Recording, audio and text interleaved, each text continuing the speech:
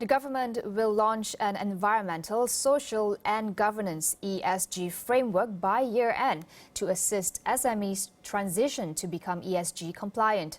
Emily Ooi, Director of the Business Council for Sustainable Development Malaysia, highlights key areas for the government to focus on when drafting the framework. Familiar with the ESG field, actually there's a lot of different international and even national level framework and guidelines available for companies. So one very key thing that the SMEs are facing is struggling to understand this different frameworks out there and which one should they follow. So I really hope that this framework does not come up with another national standards. I hope it is more of a mapping of existing frameworks and guidelines so that it will be simplified and SMEs can have a easier glimpse and grasp of how to actually understand these frameworks. Yeah. And I think the second part is about capacity building. I really think this is very much needed for the SMEs simply because, like I mentioned, they're still struggling to recover from the pandemic. So I really think capacity building should be one of the main pillars. And it's not just about training, but also sector-specific guidance.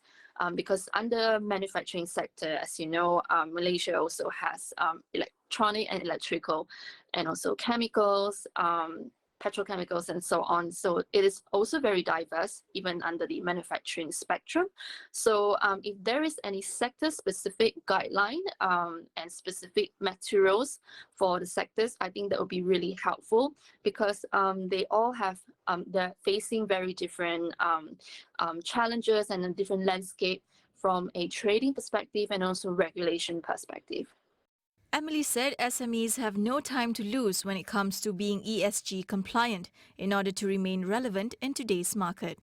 They have no choice, really, because at this point of time, it is a direct trade competition problem. It's about survival. And it really hits hard on a lot of companies.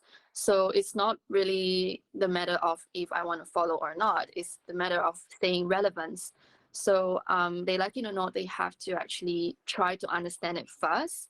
Yeah, and that is actually the sentiment that we're getting right now because recently in Kuala Lumpur, at least, there are more and more talks about greening or make the supply chain more sustainable.